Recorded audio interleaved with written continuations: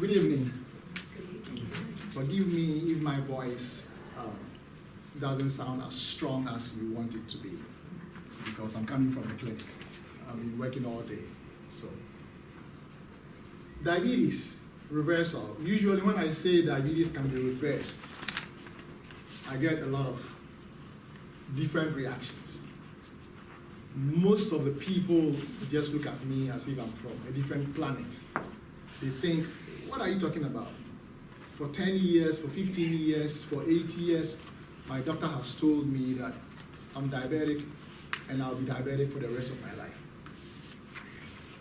Unfortunately, that is not all the truth there is to diabetes. Diabetes, type 2 diabetes, not type 1. Type 2 diabetes is a perfectly reversible disease. There are a few exceptions. There are some that can be attributed to genes, genetics. But that accounts for less than 5% of all the type 2 diabetics that there are in the world. So today we're going to be talking about how easy it is, really, to reverse type 2 diabetes. Even though we've been told over and over and over that diabetes type 2 cannot be reversed. I'm going to attempt to make it not sound like a lecture and make it sound like a storytelling. So I'm going to tell you the story of what? One, what is diabetes? And how is diabetes diagnosed? I'm giving you this introduction before I go to the slide because that aspect, the first part of this lecture, which deals with what diabetes is, how it is defined, and how it is diagnosed, is like 90% of what we need to know about this lecture. And it is that which has created a problem that we have now, that diabetes cannot be reversed. So let's go to it. Definitions. What is diabetes type 2? There are a lot of technical terms in the textbooks, but generally speaking, for the doctors, the healthcare practitioners to say that you have diabetes, usually we take 2 steps. The first one you see on the right is the fasting plasma glucose or your fasting blood sugar. We draw blood, take it to the lab, and then we see how much sugar is in the blood at that material time. And those numbers you see there, if it's less than 100, we say you're clean. If it's between 100 and 125, basically 124, then we say you have pre-diabetes. And then if it's above 125, then we say you may have diabetes. We cannot say you have diabetes based on this alone. So what the best we can say is you may have diabetes. So then we send you back to go and do the hemoglobin A1C, which gives us an idea of how your blood average, your blood glucose has averaged within a period of 3 months. And that gives us the definitive diagnosis of diabetes. So if your A1C is less than 5.7, then we say you're clean. If it's between 5.7 and 6.4, then we say you have pre-diabetes. 6.5 and up, then we can definitely say that now you have that type 2 diabetes. This slide, to me, is the most important slide for the night. And we will understand why I say that. Because this slide is the reason why diabetes is such a problem, or it is such the problem that it is today. If you have been paying attention, you realize that this whole definition and diagnosis of diabetes centers around what? Sugar. Your sugar is high for today. Your sugar has been high for 3 months. Therefore, you have diabetes. So because of this idea that diabetes is a problem of sugar, the logical next step is to bring the sugar down.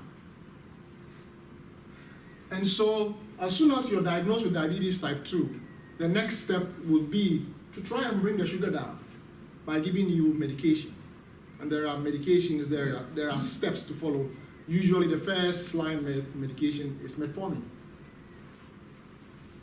The whole idea is to bring the sugar down. Now, something gets lost in this whole narrative. And what that is, why? Why is my sugar high? And why has the average sugar in my blood for the past 3 months been so high to the point where you say, now I have diabetes? Why? It seems nobody is really paying attention to that question. And for that matter, nobody is paying attention to the answer to that question. And the answer to that question really is the key to reversing diabetes. And that is why I said this slide is the most important slide of the night. Because this slide, unfortunately, has colored our understanding, our diagnosis, and therefore our treatment of diabetes. That's why I'm spending so much time on this. Now let me ask a question, a hypothetical question. Let's say you're cooking in your kitchen. You're making your nice chicken or turkey dish. And then by accident, you cut your finger. Cut yourself so bad. And then you do your best to take care of the wound. But unfortunately, within a week or two, it gets infected. And as a result of the infection, you have a fever, 103, 104 fever. You go see your doctor, that I have a fever and chills and I'm shaking. They take your temperature and yeah, it's high. And then your doctor tells you, you have a fever, let me give you some Tylenol. So they give you Tylenol, you take it, your fever goes down. You're happy because you went there because you had a fever, right? 3 hours, 4 hours later, the fever comes right back up. So you take Tylenol again. Which of us here would like to keep doing that? Nobody, right? Because your problem really is not the fever. Your problem is the infection. And if you want to take care of the fever, first take care of the infection, and the fever will take care of itself. That is the story of diabetes. So the question is, what causes diabetes then? Why is the blood sugar high? What is there that is raising my fever, or my temperature? All right.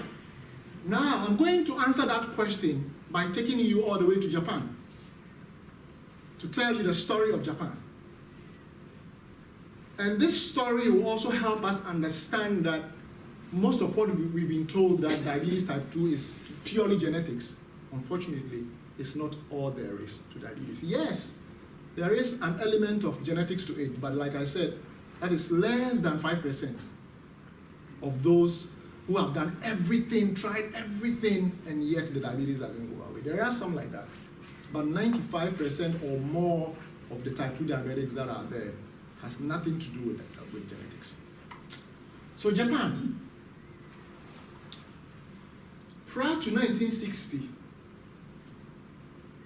there was only 1% or less diabetics in Japan. From 1960 to 1980, it went all the way to about 5%. And then from 1980 to the year 2000, 6 to 12%. As you see, it's growing. And since then, it's over 15%.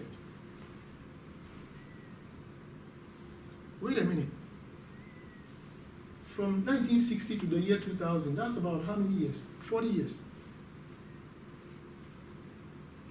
So if truly diabetes type 2 was due to genetics, this would never have happened, because to get a meaningful change in the characteristics of a population due to a genetic mutation or change, you need at least 400 years for one small gene to have a significant noticeable effect on the characteristics of a population.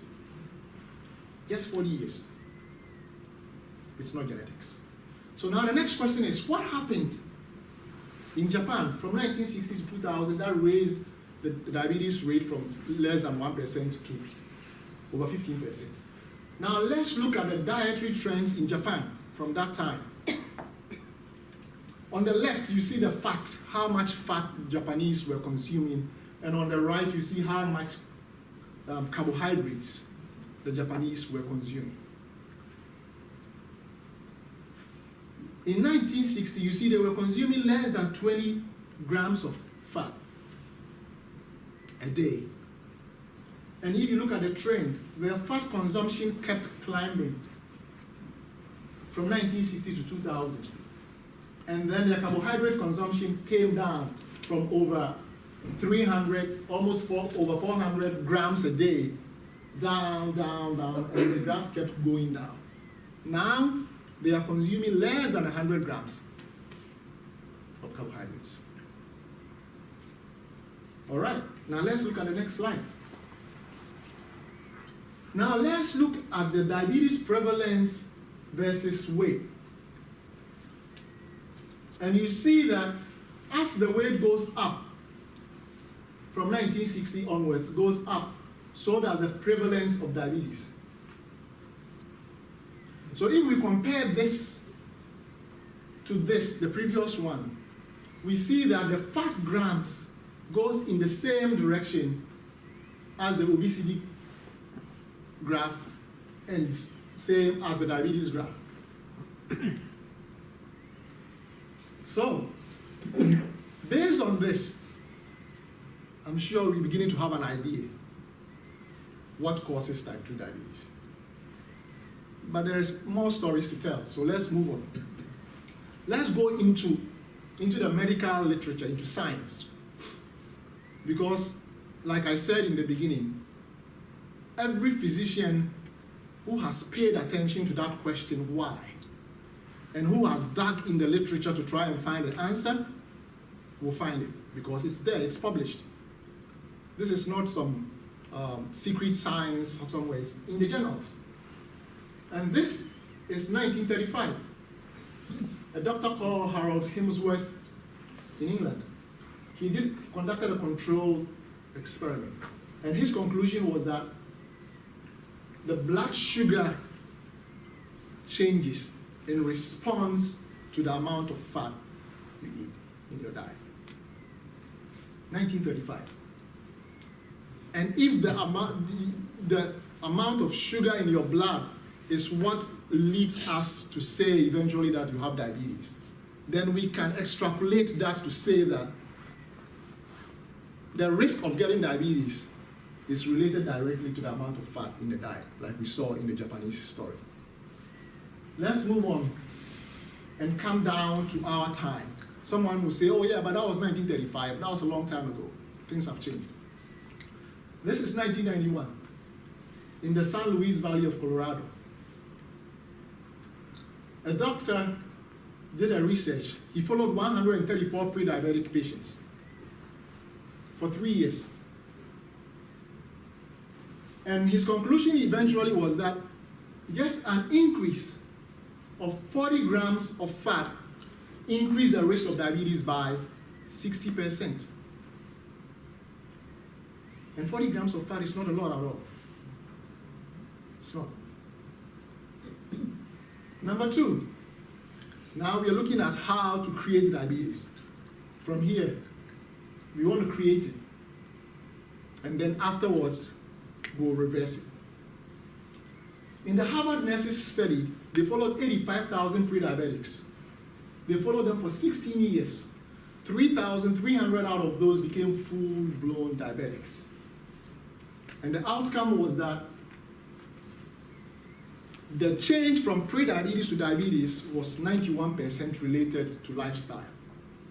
And the one lifestyle issue which related to diabetes was being overweight. And that increased the risk by 40-fold. Number 3, I like this one very much. I love this. Published in the New England Journal of Medicine in 2002. This, they took 3,234 obese, pre-diabetic people, and this is what they said. They said, okay, we know that diabetes begins with pre-diabetes. So if we can stop people at the pre-diabetic stage, then they will not become diabetics. So they stop. Okay, what best do we have to keep people in there to prevent diabetes? And the best they could come up with was, okay, if somebody has diabetes right now, what do we give them?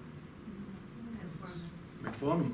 So the idea was that if we use metformin to treat diabetes, then let's give metformin to the pre-diabetics, and maybe they will not become diabetics. Which is beautiful, I thought. Now this is what they did. So they divided them into 3 groups. The control group, they did nothing. They said, yeah, live your life, enjoy your life as much as you can. The second group, they gave them metformin. And the third group, lifestyle intervention.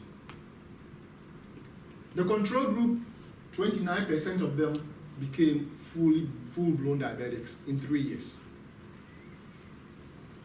The metformin group, 21% of them became full-blown diabetics. Metformin is not, so there we saw that it's not any better than doing nothing. That's what that showed us. And then the lifestyle group, only 14% of those became diabetics. So the question is, what did they do to these people? Simple. They said, you know, just live your life, but try and lose just 7% of your body weight. That's all you need to do. And then walk 150 minutes per week. 150 minutes, that's 2 hours, 2.5 hours a week. Exercise 150 minutes a week. This is all they did to them. They didn't give them anything special or anything, and only 14% of them became diabetics. And this was published in 2002. All right, now let's look at the 4th one. Harvard researchers followed 200,000 people for 10 years. And the conclusion at the end of the 10-year study was that a 2-ounce increase of processed red meat per day increased the diabetic rate by 50%, or the risk of developing diabetes by 50%. That's 2 ounces a day. And they saw that when you replace that 2 ounces of processed meat with whole grain dish, it decreased the diabetic rate by 35%. Amazing stuff. And why? What was their reason? They found out that the processed meat and all those meats and the fatty foods, one, cause weight gain, and the nitrites and the nitrosamines in there, which are, we know, promote inflammation, they are carcinogenic, causing cancer. They also promote oxidative stress and inflammation. And all these inflammation, oxidative stress are the bedrock of diabetes. So as part of the whole moving from pre-diabetes or a completely healthy person to pre-diabetes to diabetes, you have certain steps that the body goes through. And one of those steps is this: oxidative stress, inflammation, pre-diabetes, diabetes. All right. So now, let's look at this graph. Very interesting. This comes from the Adventist Health Study 2. The Adventist, for those of you who are not aware of the Adventist, they're a religious group, a Seventh-day Adventist, and mainly believe in a healthy living, healthy lifestyle. They don't drink, they don't smoke, and they encourage healthy eating. The beautiful thing is that because of that, within the Adventist population, you have all kinds of people with all kinds of dietary lifestyles. You have those who are vegans completely. You have those who are lacto-ovo, they eat eggs and milk and nothing else, everything else plants. We have some who are pesco, they eat fish and vegetables, they don't eat any other meat. And you have those who call themselves semi-vegetarians, and then you have the full-blown meat eaters. And they look at the diabetic trend among this group.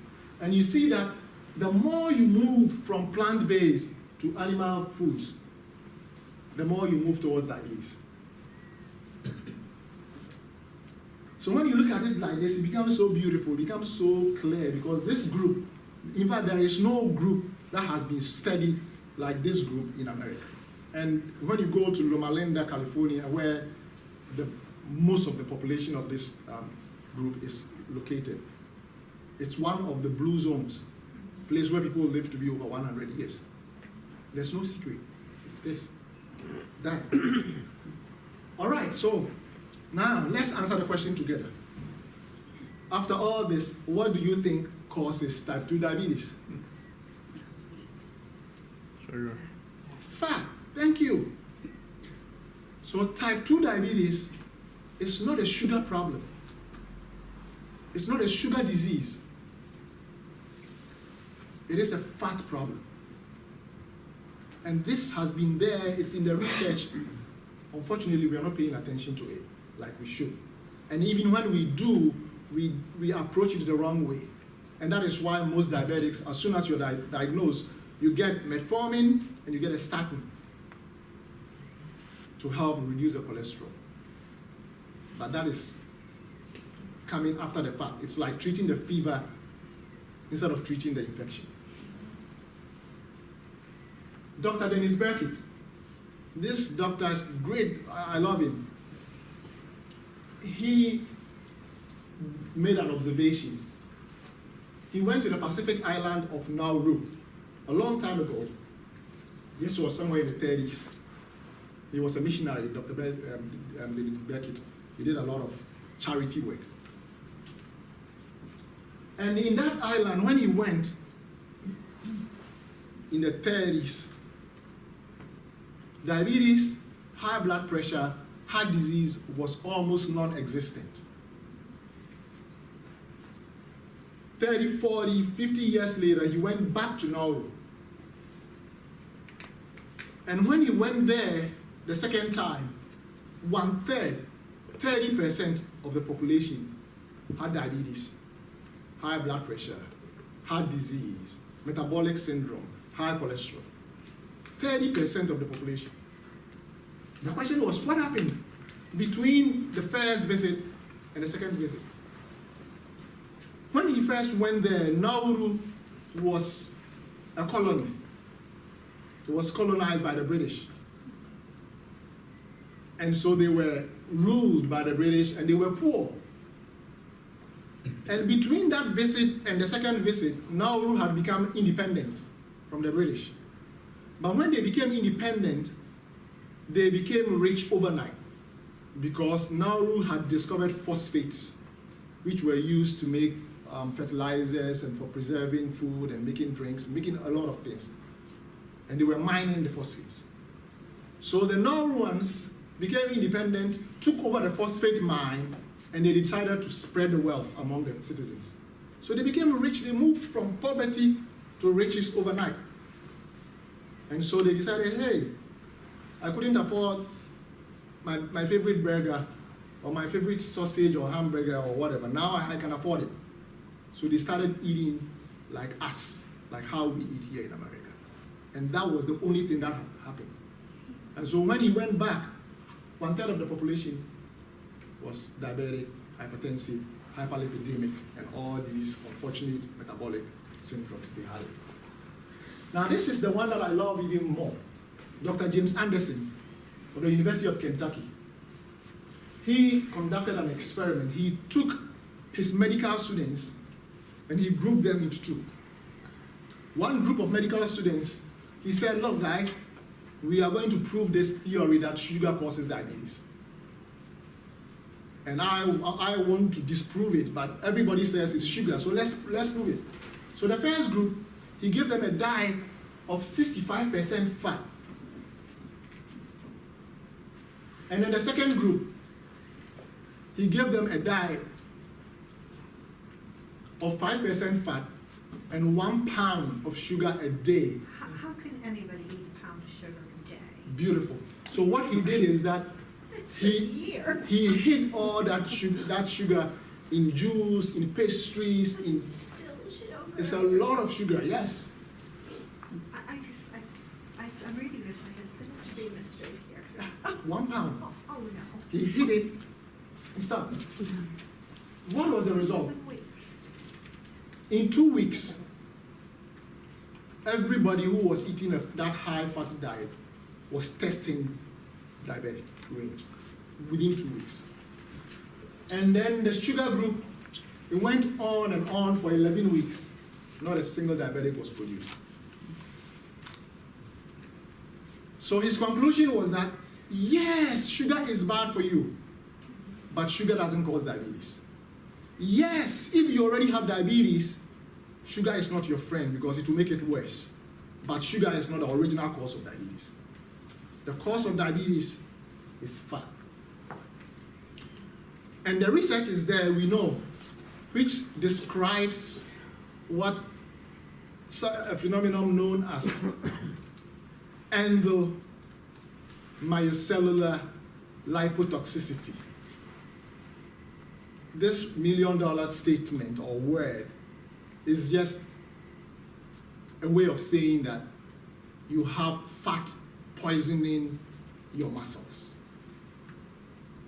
Within the cells of your body, you have fat deposits, and that is poisoning your body so much so that it has become, are you ready for the next word?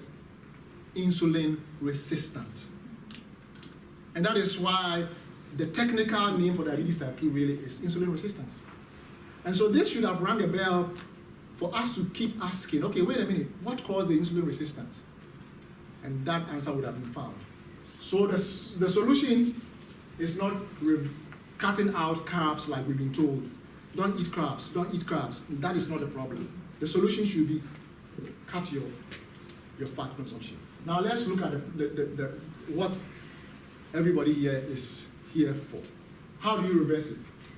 So let's tell the story again. 1933, Dr. Rabinovich, he did a 5-year control experiment. And what he did was that he took 100 insulin-using diabetics, and then he instructed them to eat a very low-fat diet, which was about less than 20% fat. The outcome was that 24 of those were off insulin within weeks. He reported this. 1955, Dr. Singh, he also took 80 patients on insulin. He prescribed an 11% fat whole food diet for them. 50 of those were off insulin in just 6 weeks. And the remaining, and then 18% were off insulin in just 18 weeks. That's less than 5 months. So in total, at the end of the experiment, 85% were off insulin in just 18 weeks. This was published in The Lancet in 1955. How long ago was that? So if today we are being told that diabetes cannot be reversed, then unfortunately we are not paying attention to the scientific literature because it's been published, it's there. James Anderson, 1978. 28 people on insulin. He prescribed a high fiber, high starch diet for them and a very low fat diet. What happened? 6 patients who were taking 28 units of insulin a day, their insulin requirement reduced to 14. But 22 patients who were taking between 14 and 32 units of insulin got to 0. They required 0 in just 3 weeks.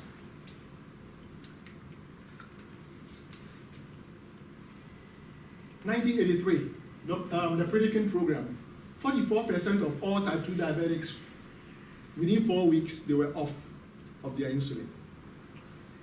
And then 74% of the patients who were on medication, they left drug-free, 4 weeks. And so when, same thing, 1994, Dr. Neil Bernard also did the same thing. He has a 26-day program, and at the end of it, 71% of patients stopped all their medications at the end of 26 days.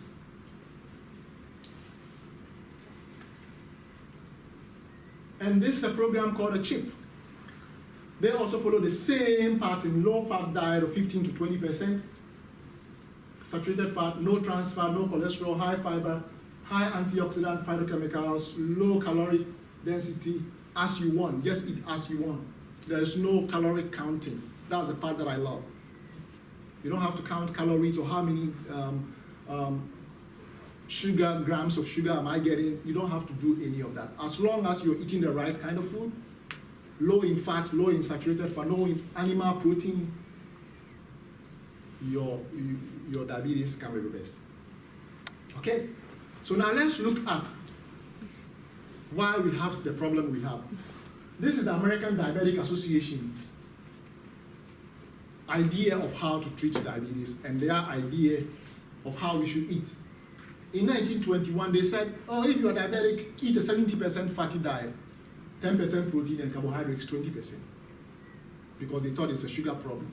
In 1950, they said, oh, okay, let's give you 40%, 20% protein, 40% carbohydrates. Look, all the way to 1994, they still say that you should eat fat about less than 30%. And the CHIP program is recommending this. I'm putting this here so you see that what I'm talking about is not something that is novel or unheard of, because that's what we do in our clinic. So this will be about the last, I have this and then 3 more and then I'll be done. This is a study that was published in 2015. Beautiful. It was done in England called the Counterpoint Study. It looked at the liver and the pancreas, and it looked at the fat content, the amount of fat in the liver, fatty liver, fatty pancreas. And they saw that starting from week 0, if you look at the diagram on top, the liver diagram, you see that the fat percentage deposit in the liver was about 10%. Very high. As the study went down, we saw that the fat content was going down and down to somewhere around 5%. Same thing with the pancreas. It started off above 6% fat in the pancreas.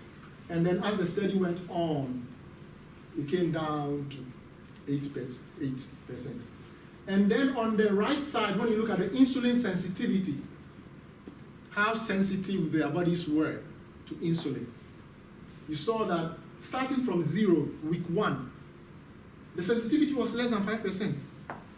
But as the program went on, the sensitivity went up, so that they moved from insulin resistant to insulin sensitive. And at that point, diabetes was being reversed gradually. This is from the study. This is a diabetic patient. At 36% liver fat, the person was full-blown diabetic. At the end of a program that helped them to lose fat, that same person, the liver was now 2% fat, and at this point, diabetes was gone. So, this is the last slide before I say the final words.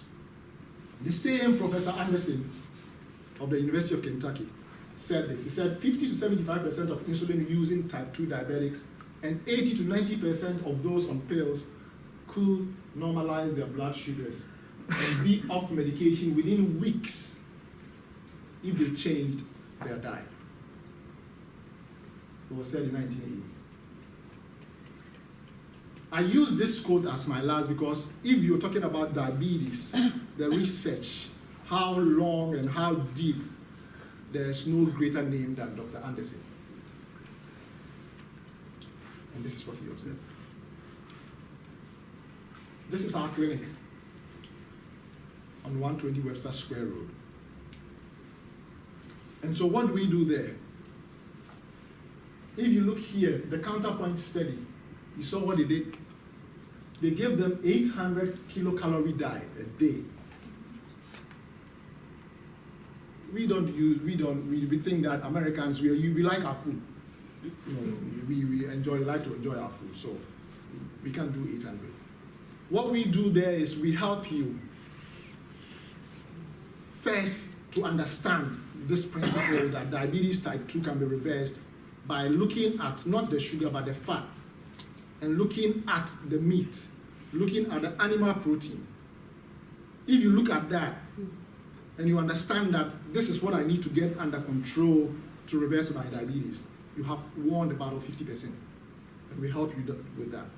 And then 2, we help you with a plan, a dietary plan that will help you enjoy your food and at the same time lose fat from your liver, your pancreas. And then we have certain supplements that we use, nutritional supplements and botanical medicine, herbs, which we use to help you activate your metabolism, optimize your metabolism, because underlying diabetes and all the metabolic syndromes is out of control metabolism. So we help you do that. And what have we seen in our clinic? All kinds of results. Somebody walked in, 3 different types of insulin, 3 different types of medication for diabetes, a statin, 2 high blood pressure medications. 5 months, all insulin gone. Statin gone. The person had been diabetic for about 12 years. Eventually, he came down from all those medications to just one medication. So it's not magic. How much weight did he lose? Good question, thank you. So when you begin to do this, you will lose a lot of weight, but you lose a healthy amount of weight. So this particular individual lost 46 pounds. 46 pounds weight. But generally, to reverse diabetes, you need to lose at least 8%, 8, 9%, almost 10% of your body weight. If you can lose it, you will reverse diabetes. And it's very easy to lose. If you're eating the right kind of food, your body will actually lose it. Usually when I give this lecture or when I challenge my colleagues, the question that I get, I know it was going to come, but let me answer it before it comes. It's, oh, wait a minute. If insulin or diabetes is a fat problem, how about all those thin individuals that I know who have type 2 diabetes? How about those? How do you answer for those? I'm sure you've heard that before, right? And let me go back to this. You see that red line that's going through the fat, the liver, and the pancreas? That is a new discovery. And that discovery led, so basically that is what they call the fat threshold, fat tolerance threshold. So this research has led us to understand that each of us have our own individual fat tolerance threshold, a certain line of percentage fat accumulation beyond which we become diabetic. And so, a lot of the thin type 2 diabetics who, by all accounts, don't have a genetically based type 2 diabetes, they have a very low fat threshold. What that means is that, yes, they are thin, but they put on the fat internally. They accumulate fat internally in their organs, and they need just a little bit of fat accumulation in there to push them over the edge to become diabetic. So even with those thin diabetics, they still have to lose weight. And they can when they go on the right kind of, I don't like to call it a diet, but the right kind of lifestyle of eating. They can, because when you begin eating properly, your body will start burning the internal fat and cleaning itself up. And that's how you reverse type 2 diabetes. Before I open up, I end here and for questions for you to ask. I'm sure you have a lot. Imagine that you are a farmer. You have an apple farm, for example. And then every morning you go to the farm and come back in the evening. And then you have about 10 helpers who help you on the farm. And so every evening when you're coming home, these helpers bring 10 boxes of apples. And you have a house with 10 rooms. 5 on the right, 5 on the left, and the corridor in between. And so the helpers come, they leave the boxes there in front of the doors. And you come, you have one master key. You open door 1, they put the apples in. And in there you have people who use the apples for apple pie, apple juice, whatever they want to use it for. And door 2, door 3, and so on and so forth, until you're done with door number 10. And at the end, your corridor is clean, and the apples are in the rooms. Let's say that one evening you came home, and then you take out your key, your master key, you try to put it in keyhole number 1, but it will not go in. What's going on?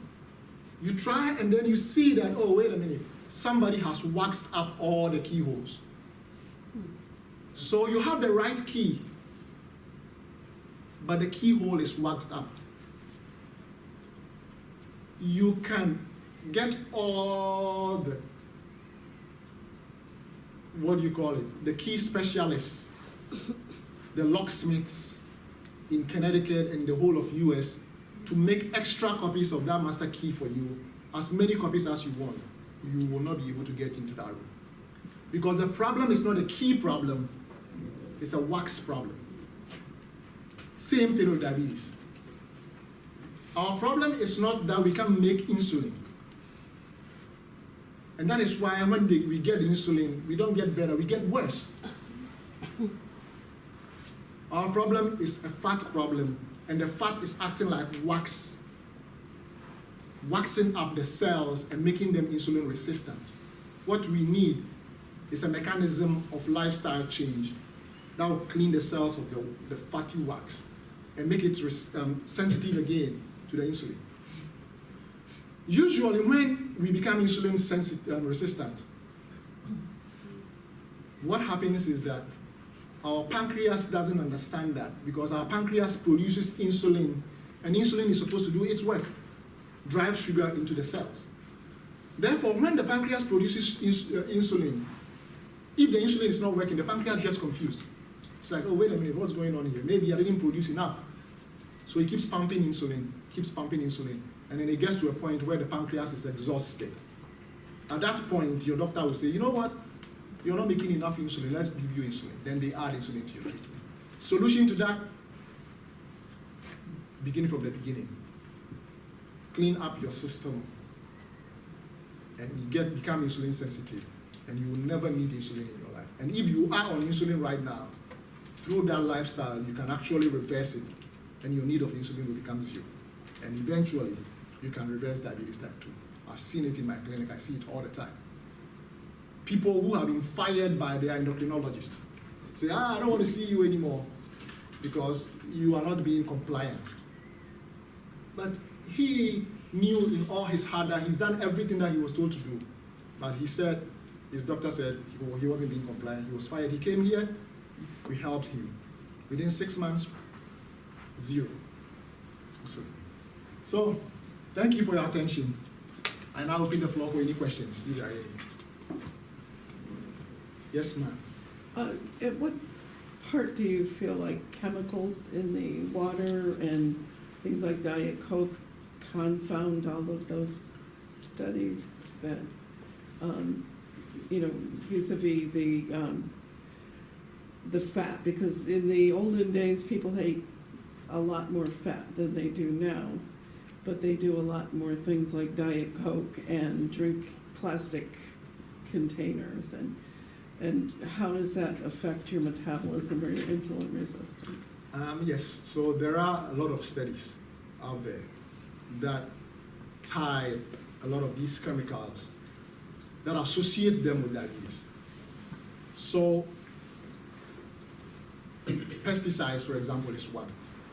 And the dioxins and the plastics and the plasticizers, they are all have been linked to diabetes. The problem we have is that it is very difficult to prove those directly, even though we know there are links. It is very difficult to prove and say that, we nailed it, this is causing diabetes. Whereas the fat part, it has been proved. Looking at dietary studies, looking at population studies, the Japan story, for example, and this Japan story, we can duplicate it or replicate it in various places. Same story. Japanese who moved to Hawaii, same genes, they come to Hawaii, and by second, third generation, now they have all these problems that we have here. So yes, you're right. These things play a role, but their role is really, really minimal. Very, very, very minimal. And the biggest part is the diet. Fine. Yes, ma'am. What do you see as the biggest challenge for those people when they come in and they are understanding finally that this is a fact? I'm just, thinking about some people that I know. So it's changing the way how they eat, cooking differently, because it's like you said, it's a lifestyle, and this is what I've done for my family. It took me years to do, and then be where I am.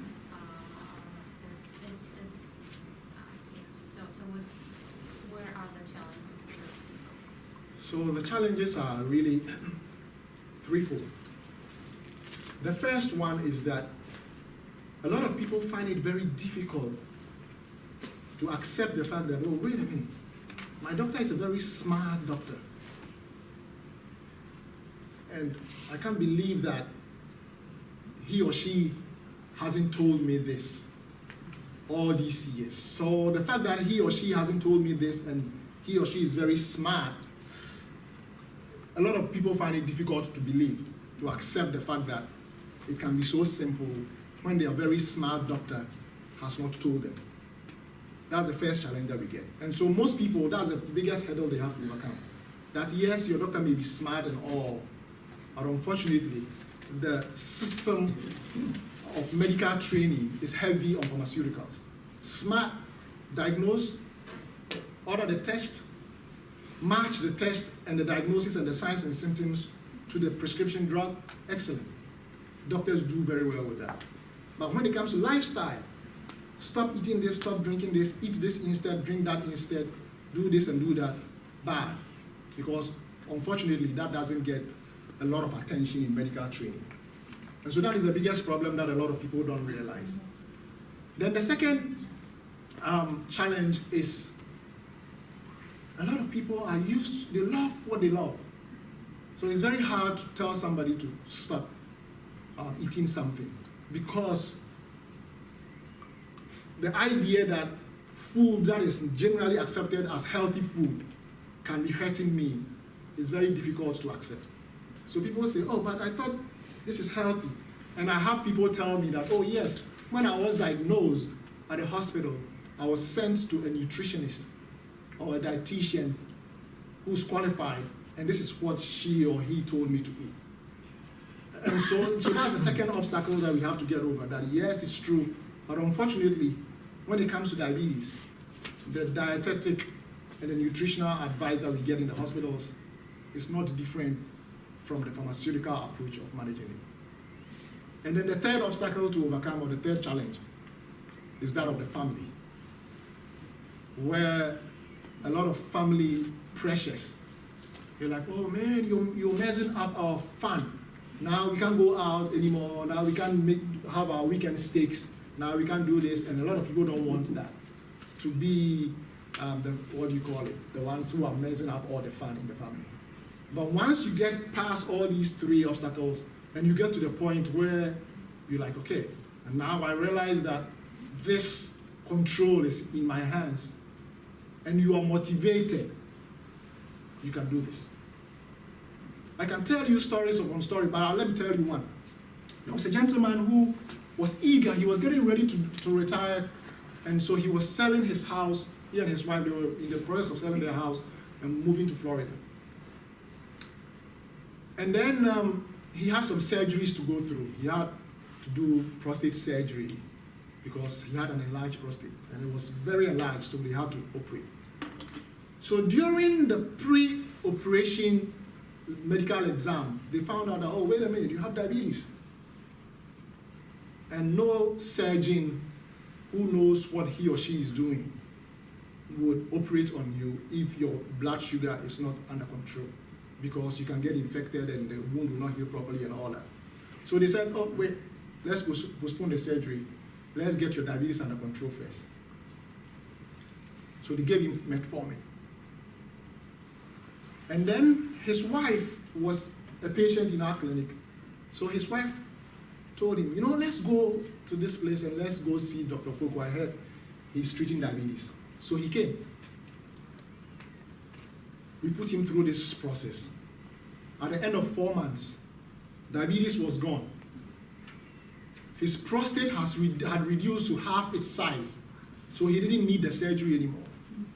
His cholesterol was normal. He didn't need his cholesterol medication anymore. His blood pressure was normal. He didn't need his blood pressure pills, and he was taking 2 blood pressure medications. In fact, that wasn't even a problem for him because he had been taking it for a long time, so he thought it was normal. But at the end, blood pressure meds gone, statin gone, and then he lost 40 pounds. Now he's happily living in Florida, disease-free. The interesting part of it is when he came, he told me this story that he went back for his surgical appointment with his surgeon. The surgeon did the test. He was like, wait a minute, I've never seen anything like this. Your prostate is half its size, and you don't need a surgery anymore. But, I'm a surgeon, and that's what I do. So if you think you need it, just tell me and I'll do it for you. So this thing works. But what you need really is somebody who gets past these obstacles and who gets past the idea that it's a sugar disease and gets motivated. Once you're motivated, this thing can be done. And we do it in such a way that in 3 months, you can do it. But you have to be determined to beat this, and you can beat it. Very good. Anyone? Okay, I'll take him and then I'll come to you. You had a slide on that mentioned processed red meat. Yes. What is considered processed red meat, and what is considered non-processed red meat? So in that study, the processed red meat is like sausages and those, what do you call it? Yes. Everything that's like, they process the meat from its cut form to, they turn it into a sausage, they turn it into a hamburger, they turn it into minced meat, or they turn it into something that they package and sell it to. But you're talking about just the fact that they grind beef somehow makes it processed? I mean, that's what I don't understand that. So that the grinding is not really what makes it processed, but generally in these processed foods, they add chemicals, they add additives, they add salt, they add preservatives, sulfites, and phosphates, they add all kinds of things. So generally speaking though, processed meat is meat that has gone through a certain amount of transformation from its original state into something with a different name, usually they give it. Yeah, I mean, But- even like sausage, Yeah. like, I'm thinking a lot of sausage is this ground pork with some spices in it. If So- you look up like nitrogen, number of different things, Yeah. when you buy a mango, okay, when you buy an organic mango, there is only one ingredient called organic mango. But when you buy a regular mango in the store, you have a sulfur and number of different other additives that are keeping that mango look nicer. Okay, so it's not only this. So with the sausage, there are a number of different ingredients.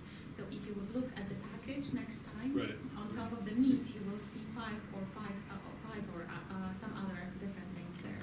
And this is what's killing us the Yeah. most. And actually, that study just looked at the processed meat. But I didn't put everything here because then you'll be bored. But when you look at all the research, definitely what is causing diabetes is the fat deposits in the liver, in the pancreas, and in the muscles. But what drives that is not only fat in its pure state, like cheese or butter, or not that. That, yes, is a factor.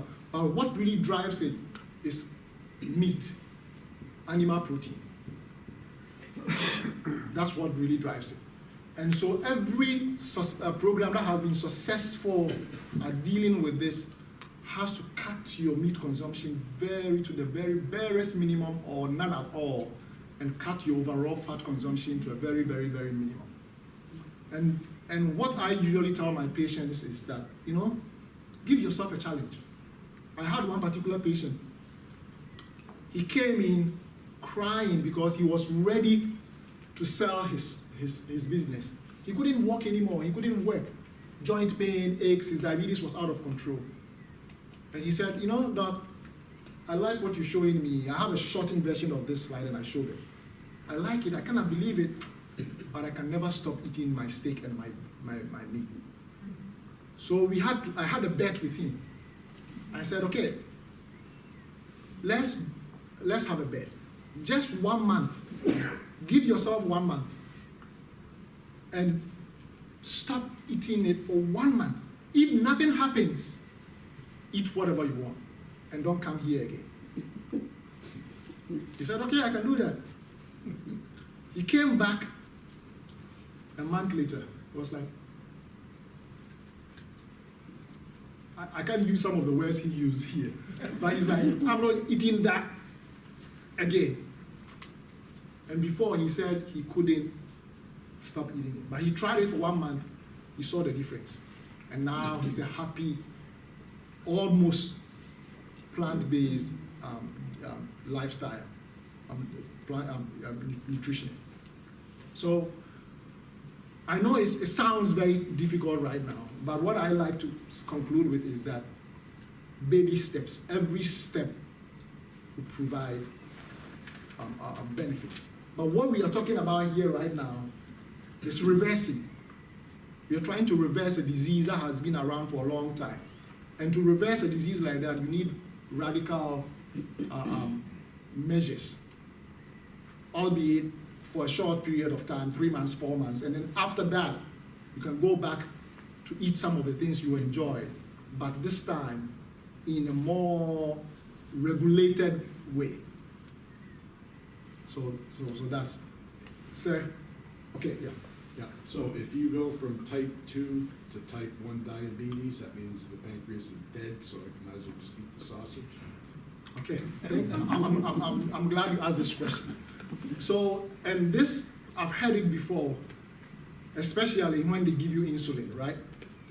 Type 1 diabetes is diabetes that is autoimmune, where you have immune cells attacking your pancreas and destroying it, so you don't produce any insulin at all. This is the type that usually affects children. And so they become insulin dependent from day 1 until they die. Type 2 diabetes is the one that is the insulin resistant, where we give you medications and then in the end we add insulin. But when you get to the point where we add insulin or doctors add insulin to your treatment, you haven't become type 1, you're still type 2. You don't move from one type to the next, because the mechanism is completely different. One is autoimmune, destroying your pancreas, and then type 2, your pancreas is intact, producing insulin, but your cells are resistant to the insulin. So at that point, what it means is that your liver is not responding to insulin, your pancreas is not responding, and your muscles, which is the largest consumer of sugar, by the way, is not responding. And so your liver, your pancreas has had to work over time, like the key analogy that I was using. The key is not working, so you think, oh, maybe there's something wrong with the key. You go to the locksmith and make 1,000 more keys, which to try and get in. And that's why we give you more insulin. But when you start the lifestyle approach, what you do is that you start cleaning the cells up. You start cleaning the cells up. So your body becomes sensitive and responsive again to the insulin that's already there. And that's how you move from an almost insulin-dependent type 2 diabetic to a non-insulin dependent and eventually a non-medication dependent to eventually become free of diabetes type 2. It's beautiful when you see it working. It's beautiful. Any further questions? Yes, For ma'am. those of us that don't have insurance that cover this, what are we looking at? Oh. We go there for an intake kind of thing. Okay. What are we looking at? So we made it very simple. We accept Aetna, Cigna, Connecticut, You don't Blue do Cross, that. Blue You don't Shield. do the Medicare. The Medicare is the only one that, Well, if you have And then- Connecticut and Medicare, won't pay. unfortunately, yeah. So what we do, there are some patients who come, what they do is that they pay out of pocket, and then we give them a form which they submit to their insurance. And some insurance companies have paid that. But, so it goes through that, the labs. So are we, That- what I'm saying is, so if we go in, are we talking about weekly visits? Oh, I see what you mean. And then the supplements are involved? Yes. What is the process? So the process is monthly visits. Monthly? Yes. Okay. Before, it used to be bi-weekly, but that was a cash-based program. We changed that now. Now it goes through insurance. It's monthly visits. The visits are covered by the insurance that we accept. The labs are covered. The supplements are not. So once a month, we meet, and then we look at your individual situation, because a lot of people who are diabetic are not the same. Some come and they have high blood pressure. In addition to it, they're taking high blood pressure medications and their diabetes. Some come, they are taking statins, or they are taking rheumatoid arthritis medication. So everybody's case is different. So we look at that, and then we tailor the treatment according to what your baseline problem is. And this is the beautiful part, because we don't just look at the diabetes. We look at you, the person, the human being sitting in front of us. And we tailor it in such a way that your whole body is healed. And once that happens, every part of your body also benefits. And that is what happened in that gentleman who I was telling you about. He came in with diabetes, but in the end, his diabetes was gone, his high blood cholesterol was gone, his blood pressure was gone, his prostate reduced to its size, he lost weight. Oh, and one more thing, his asthma was gone. His asthma was gone. He stopped using his inhalers, and he's happy living in Florida, but he came in with diabetes. You know. Yes, ma'am. So I have one question for you. So you're basically saying that you're promoting a plant-based lifestyle Yes. to rid yourself of diabetes and other things. Yes, ma'am. So now there is a very popular diet per se out there called keto. They promote fat-based diet, and people are getting wonderful results on that. So if you're not supposed to be eating this fat, how are they getting such good results? They're lowering their cholesterol, their sugar, their weight. It's kind of like they're butting heads here, plant-based versus That fat-based, is but key. they're both getting the same results. Thank you. This is a very, very important question. The keto, the high fat, and versus plant-based. So the keto diet, truth be told, works. And the but part is the part that we are not being told. So why do I say that? The keto diet is capitalizing or taking advantage of a process within our bodies, where our body is able to burn fat or ketones, turn it into ketones and survive on it. But that mechanism that is built in our bodies is supposed to be an emergency mechanism.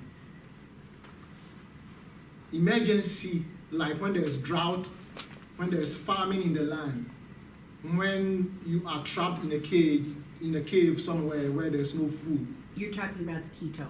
keto. Okay. That's when your body switches its metabolism from carbohydrate burning to fat burning.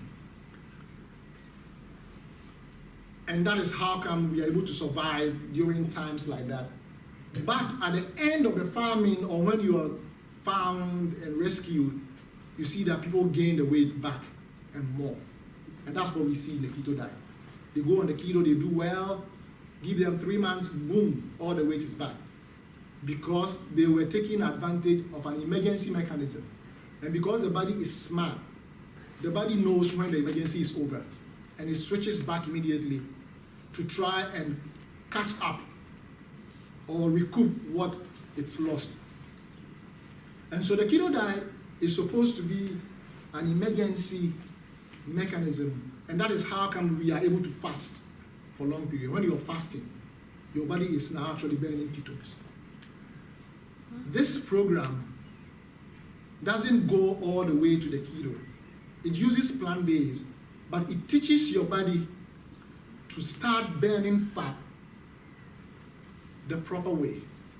It will burn the fat by way of cleaning all the fat in your liver, in your pancreas, in your muscles, whilst it is still burning glucose or carbohydrates for energy. That is the preferred source of energy for our body. Let me give you another example. It's like you having a hybrid car. You have a plug-in hybrid with a range of 300 miles, and then the battery power can give you an extra 50 miles. So you're driving and then you get to a place, you run out of gas. And then you see a sign, next gas station, 40 miles. Like, oh, thank God, I have a 50-mile battery power that can take me. So you drive the car and then you get there and you refill. And after you refill, your car will switch automatically to gas and keep you on your journey. That is the same thing how our body operates. Our body's fuel, primary fuel, is carbohydrates. And then the fat is like the battery power. In emergency, your body can burn fat. But as soon as the emergency is over, it comes back to carbohydrates. I have seen a lot of keto people in my clinic. And when they come, almost all of them, you see that, yes, they may have lost weight, but their uric acid is high. Some of them already have gout. Their liver enzymes is through the roof. And a lot of things going wrong with them. A lot of them, they can't even remember anything. Brain fog, headaches, joint pain, joint aches. So it's unfortunately works but for a short period of time, and we are not supposed to push it. It's something that the body uses automatically when it needs to, like in an emergency, in a farming situation, when you're fasting, or when you're sick. Fight or flight. Fight or flight. Thank you. You're welcome. And one more thing. Most of the time, and this research is there, when people lose weight on keto diet, they're actually losing their muscle, not fat. They lose muscle. Yeah. And so they see that they've lost weight, but when you test, you see that, oh, wait a minute, the fat content hasn't changed that much, but the muscle mass has been lost. Because the keto burns muscle and burns fat also. Yes, ma'am. So are you referring to just all red meats? I mean, there's turkey, there's chicken. Yeah. What about that? So generally speaking, when you're trying to reverse diabetes type 2, all meat. All meat. The reason being that you can have the leanest meat possible, but the problem with meat in terms of the fat and the cholesterol and the lipids and all that is not found on that. It's found within the tissues. So that will compound it and make it more difficult for you.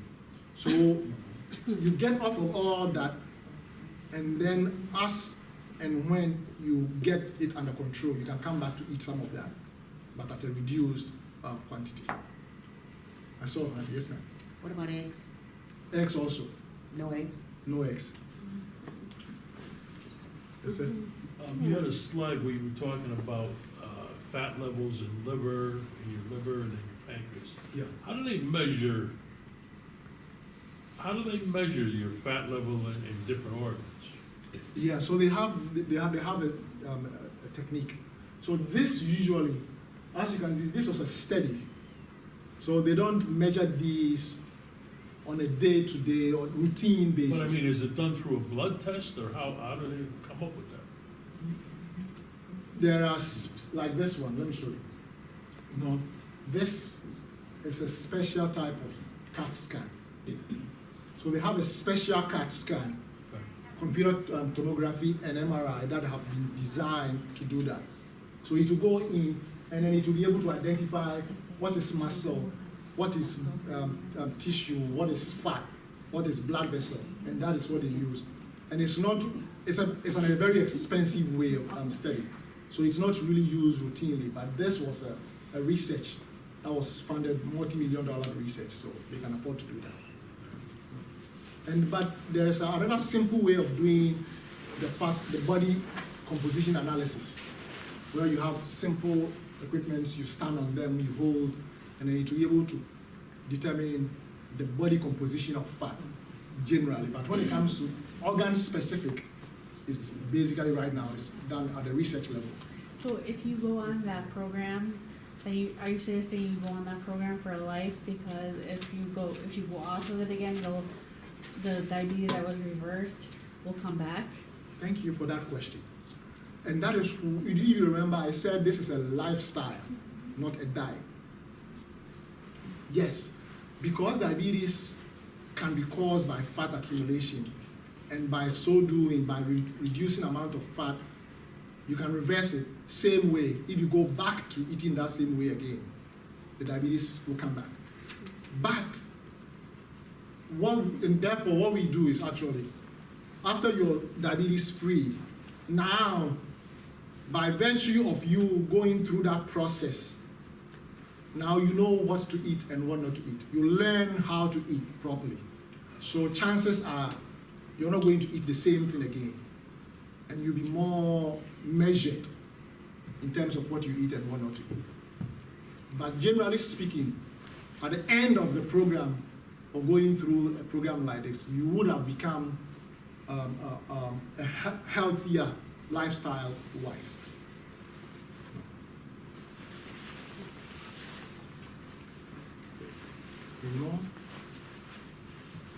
Yeah, one more quick one. If you do follow this diet and you bring your your blood levels down to a normal range, does it prevent diabetes-related illnesses? Generally, yes. Okay. Generally, yes. There are some that you recover, but you recover slowly. Getting off insulin is usually the easiest part. And then eventually the medications and then all that. But there are things like if your kidneys are affected, you regain your kidney function, but it will be, that is, if your kidneys have not been destroyed to the point where you're on dialysis or you need a transplant, then your kidneys will start recuperating gradually. And then diabetic neuropathy, like people who have nerves and pain in their hands and feet, that can also, you can recuperate. It will take longer, but yes, because the same research has shown that all that pain and needle sensation that we get is actually from those blood vessels those nerves have their own tiny blood vessels that supply them. But the sugar that is out of control in the blood has destroyed those tiny blood vessels. And so they are not able to supply blood to the nerves. And the nerves are starving of oxygen and nutrients. And that is their way of crying out. So as your whole body heals, the blood vessels are cleaned up, the nerves get their blood supply, and as the blood supply improves, the pains and the nerves, which we thought in the beginning that couldn't be healed, start to heal up. So in short, a lot of things that have gone wrong start getting better, start recuperating, but there is no guarantee that by all means you're going to go back to how you were before. But the diabetes, yes, you can do that. All right? If that's it, then thank you once again for coming and thank you for your attention.